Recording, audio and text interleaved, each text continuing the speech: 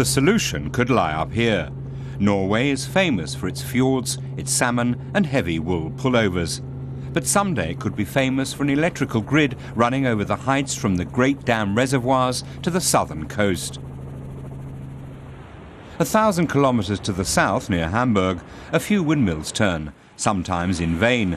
What should be done if the wind is blowing too hard or not powerfully enough? And what good are solar panels when the sun doesn't shine?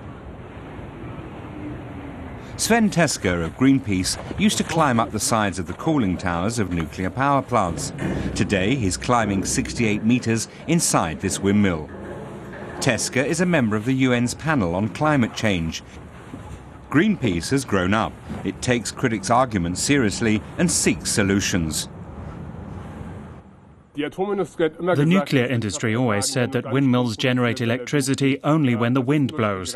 But if there are wind generators across the entire continent, they can be combined and connected with storage power plants, for example, in Norway, for a very reliable source of electric power. Europe hasn't reached that point yet.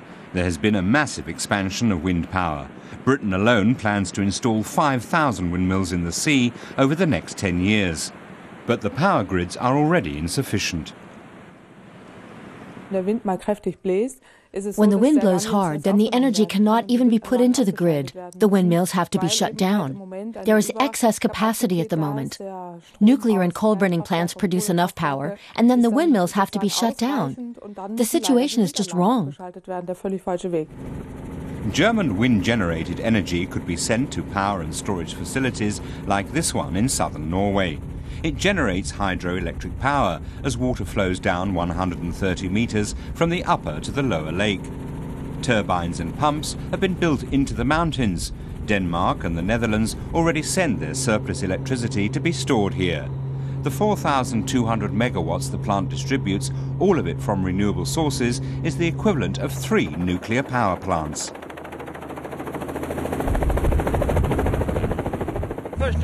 We'll be building the next cable, Skagerrak 4, in 2 years, and then every 2 years we'll build a new cable, including one to Germany. These are the power lines that currently exist in Northern Europe. The yellow ones are planned or already under construction.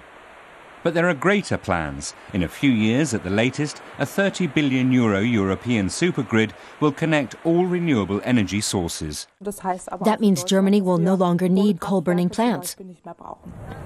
The companies that operate coal-burning plants are investing in wind energy, but they don't want to write off fossil fuel.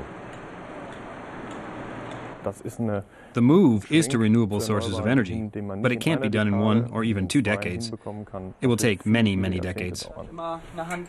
Back to Sven Teske up in the windmill. He's used to hearing the big energy companies downplay renewable energy, but he's thinking long-term. In 40 or 50 years, renewable sources will cover Europe's energy needs completely.